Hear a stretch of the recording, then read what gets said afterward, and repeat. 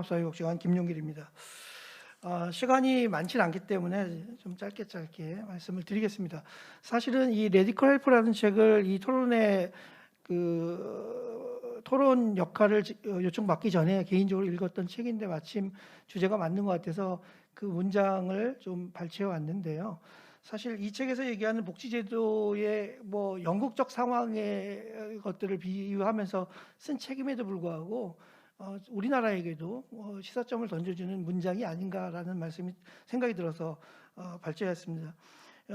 세 가지 문제를 제시하고 있는데요. 첫째, 복지제도가 고안되었을 당시에는 예측하지 못한 거대한 사회 문제들을 간과하고 있다라는 부분이죠. 대표적인 게 고령화, 비만, 노동이라는 것들을 이 책에서는 얘기하지만 여기에 플러스 지금 기후위기라든지 감염병에 대한 위기 상황 속에서의 복지제도가 어떻게 대응하고 있는가에 대한 사실 중요한 부분들을 우리가 간과하고 있지 않는가라는 생각이 들었습니다. 두 번째는 돌봄 위기입니다. 예산의 문제도 있고요. 고령화 문제도 있고요. 과연 누가 돌봄을 어떻게 할 것인가. 정부가 할 수 있는 것, 공공이 할 수 있는 것들이 분명히 있긴 하겠지만 공공이 모든 것들을 할 수 없다는 건 누구나 다 인정하는 부분입니다. 그러면 이 돌봄의 위기를 어떻게 극복할 것인가에 대한 문제제기가 돼 있었고요.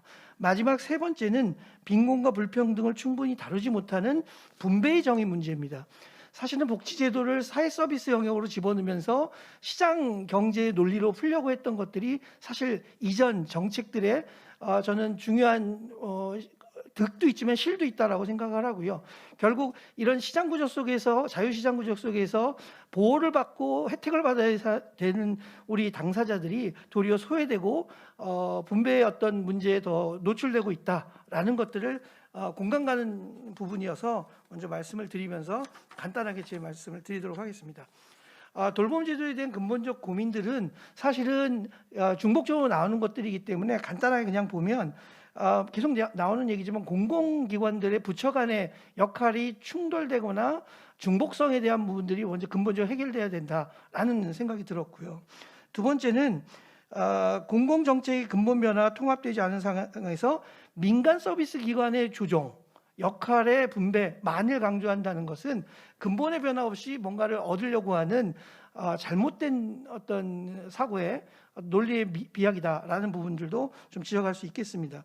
그리고 또 말씀드린 것처럼 코로나와 같은 재난 위기 속에서의 어떤 돌봄 제도에 대한 고민들이 또 진지하게 돼야 된다는 부분이고요.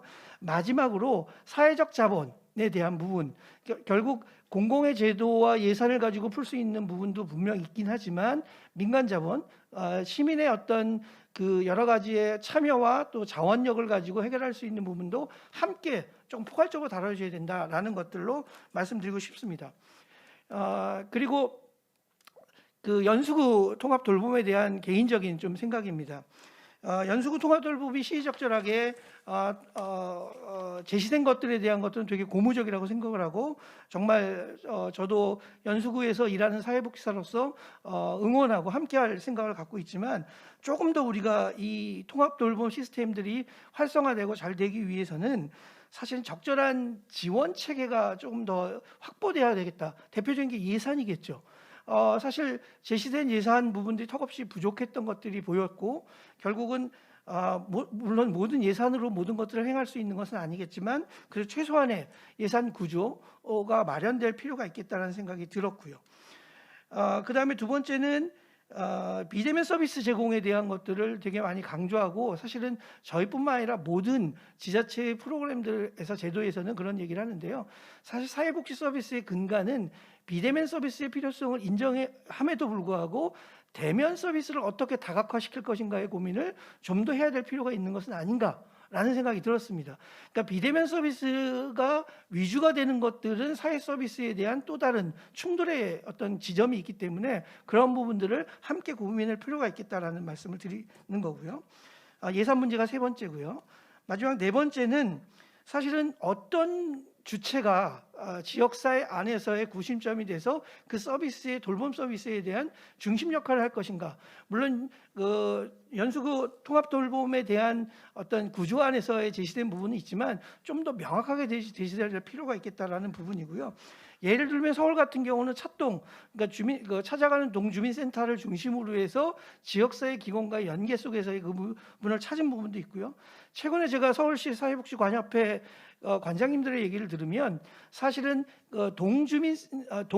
동중심의 사회복지관의 사례관리 역할을 강조하면서 거점기관으로서의 요구를 계속적으로 받는다라는 얘기를 들은 것도 있습니다. 그래서 물론 복지관이 모든 것들을 다 할 수 있다는 얘기가 아니라 그런 명확한 어떤 지침과 내용을 가지고 접근하는 것들이 시행착오가 적겠다라는 생각이 들었고요. 그리고 또 하나는 서울 같은 경우는 위기와 보편적 서비스에 대한 부분들을 많이 강조한 부분이 보였고요. 부평 같은 경우는 네트워크 중심의 서비스였습니다. 그래서 이러한 연수구의 돌봄 제도의 특성화된 명확한 어떤 그런 구조들이 내용들이 조금 더 가시화적으로 나타나는 것이 사실 이 사업에 같이 동참하는 기관들 입장에서는 함께 협력하는 데 훨씬 더 효율적이 되지 않겠느냐라는 생각이 들었습니다. 그리고 다음에 준비한 것들은 그냥 테마 좀 타이틀만 간단하게 읽고 시간이 없어서 지나가겠는데요. 비대면 서비스 유지 혹은 강화에 대한 부분들은 앞으로 우리가 계속 고민해야 되지만 근본적인 건 대면 서비스의 다각화이다라는 것들을 드리고 싶은 거고요. 그 다음에 두 번째는 찾아가는 복지 서비스, 이동복지 서비스 운영 확대가 필요하다. 제가 얘기하는 건 이동복지관을 얘기하는 건 아닙니다. 그러니까 이동복지센터, 복지관이라는 이름은 사실 법적인 용어가 아니기 때문에 그래서 시설 중심에서 지역사회 중심의 서비스 역할로 지역사회 복지관의 역할이 좀 더 확대돼야 된다라는 말씀을 드리는 거고요. 계속 나온 것처럼 당사자의 주체성, 주도성 사업 운영 확대, 당사자 중심 실천 강화에 대한 부분들을 좀 더 사업 내용에 집어넣을 필요가 있겠다라는 거고요. 그래서 대표적인 게 연수구 같은 경우는 되게 선도적인 사업인데요. 제가 서울에서도 오랫동안 근무를 해봤지만 서울보다도 한 5, 6년 빠른 사업들을 시행했던 게 살마 사업입니다. 살기 좋은 마을 만들기 사업이고요. 이건 연수구의 세계복지관의 연수구가 전격적으로 지원을 많이 해주셔서 이게 좋은 성과로 나타나는 사업인데요. 결국 주민의 주도성을 살려서 지역의 문제를 함께 해결하는 그런 대표적인 사업이라고 저는 생각하기 때문에 이 사업들이 조금 더 알려지고 함께하는 일들이 많아지면 좋겠다는 생각에서 설명을 드립니다. 그리고 네 번째는 안 넘어가네요. 네, 대규모 집단화된 사업보다는 소규모 개발화된 서비스로 확대되는 방식으로 사업을 운영해야 되겠다라는 거고요. 세부 내용들은 보시면 될 것 같습니다.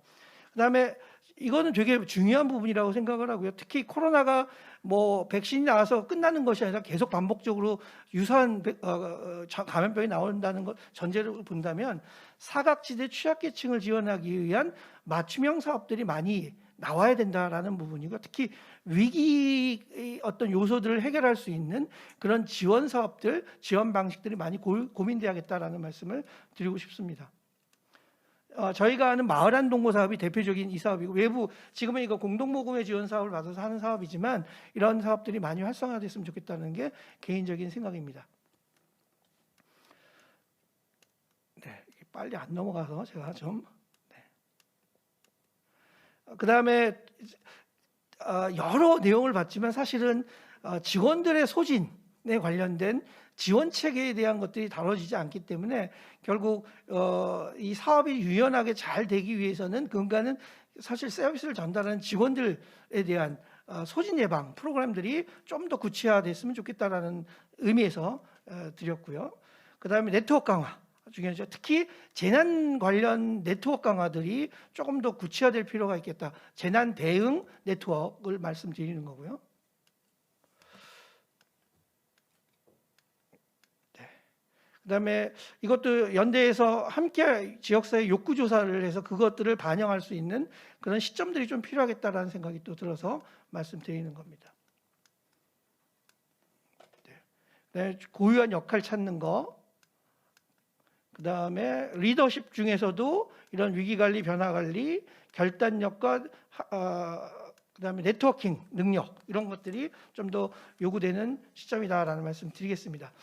그래서 종합사회복지관의 어떤 역할들은 지금 말씀드린 그런 내용이고요. 그래서 거점 역할들을 지역에서 사례관리 중심으로 하는 것들이 좀 필요하고, 그다음에 지역사회복지관이 기존의 자원들과의 연대 또는 조직화, 네트워크들이 사실 다른 기관도 물론 잘하겠지만 더 많이 잘하는 그런 요소라는 부분들을 고려한다면 저희 지역사회복지관의 역할들은 그런 네트워크와 사례관리 중심으로 해서 지역 돌봄들을 보강하는 그런 역할을 하는 것이 바람직하지 않을까라는 말씀으로 제 의견을 마치도록 하겠습니다. 네, 감사합니다. 김명길 관장님. 참 짧은 시간인데 많은 내용들을 제안을 해주셨고요. 메디컬 헬프 책부터 우리 인천 연수구에 바라는 점, 그리고 지역사회복지관, 종합사회복지관이 여러 가지 그런 강점을 갖고 있으면서 기여할 수 있는 부분들도 많이 잘 말씀해 주셨습니다. 감사합니다. 다음으로 연수구 노인복지관의